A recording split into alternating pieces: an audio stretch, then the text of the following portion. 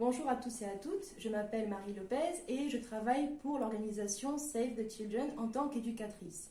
Comme vous le savez, nous sommes en état d'urgence depuis plusieurs mois en raison de la crise provoquée par la pandémie du Covid-19. Nos vies ont subi de nombreux bouleversements, nous n'avons pas pu sortir de chez nous, tous les cours et les formations ont été paralysés, nous n'avons pas pu être avec nos amis, etc.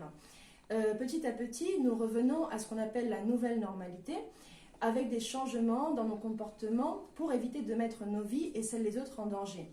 Par exemple, porter des masques, respecter les gestes barrières et maintenir une distance de sécurité. Au cours des derniers mois, il y a eu beaucoup de changements en très peu de temps et certains de ces changements ont affecté directement et exclusivement l'enfance et l'adolescence. C'est pour cela que nous avons fait cette vidéo.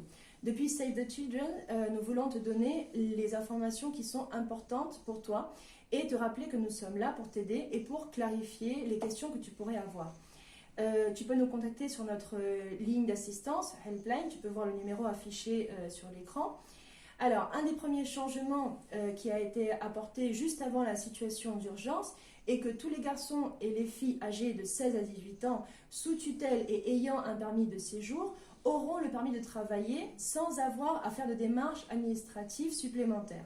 Cela signifie que si vous le souhaitez, vous pouvez chercher du travail en passant par votre centre et si vous en trouvez, vous pouvez travailler sans problème. D'autre part, comme vous le savez, à cause de la déclaration de l'état d'urgence, de nombreuses procédures ont été paralysées et certaines procédures ont été suspendues, ce qui peut avoir affecté d'une manière ou d'une autre les permis de séjour. Par exemple, il n'a pas été possible d'aller faire ses empreintes, il n'a pas non plus été possible de demander l'asile ou de demander certains documents. Par conséquent, le gouvernement a approuvé certaines mesures pour faire en sorte que ces changements vous affectent le moins possible. L'une de ces mesures est que les permis de séjour qui expirent pendant l'état d'urgence ou qui ont expiré dans les 3 mois qui l'ont précédé seront prolongés de 6 mois après la fin de l'état d'urgence. Cela signifie, pour ceux d'entre vous qui avaient des papiers qui expirent ou qui ont expiré à ces dates, que vous ne serez pas en situation irrégulière. Vous pouvez demander un renouvellement pendant les 6 prochains mois et même pendant les 3 mois suivants. Cependant, il est important que vous demandiez son renouvellement le plus tôt possible pour vous assurer qu'il n'y aura pas de problème et que vous ne prendrez pas de retard dans les procédures pour les renouvellements suivants. Dans le cas où votre demande de renouvellement soit acceptée, la prolongation est alors annulée et c'est le nouveau permis qui est alors valable. Par exemple, si votre permis de séjour a expiré le 20 mai, la prolongation de 6 mois commence à partir de la fin de l'état d'urgence. Vous pourrez demander son renouvellement pendant ces 6 mois et même pendant les 3 mois suivants. Mais imaginons que vous demandez le renouvellement et qu'on vous le donne le 8 novembre. Bien qu'on vous l'ait donné le 8 novembre, sa validité commencera à compter à partir du 21 mai. Si vous n'avez pas de titre de séjour pouvant être prolongé, il est important de vous renseigner sur les délais et procédures à effectuer. Demandez au personnel de référence du centre dans lequel vous vous trouvez afin de faire la demande le plus tôt possible.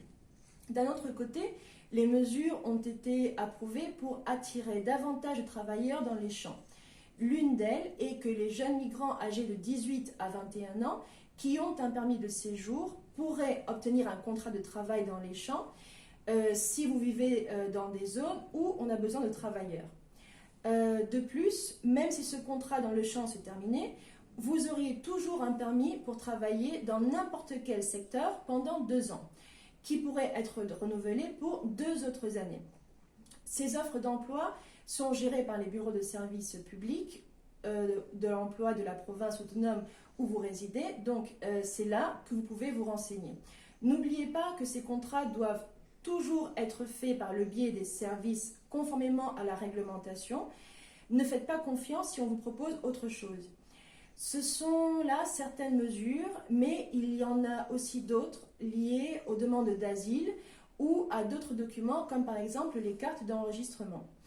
Nous savons que les informations sont nombreuses et que beaucoup d'entre elles peuvent être difficiles à comprendre, alors n'hésitez pas à nous contacter via notre ligne d'assistance Helpline pour partager vos doutes, vos inquiétudes et nous demander tout ce que vous voulez. Vous pouvez voir encore le numéro à l'écran. Nous essaierons de continuer à vous offrir toutes les informations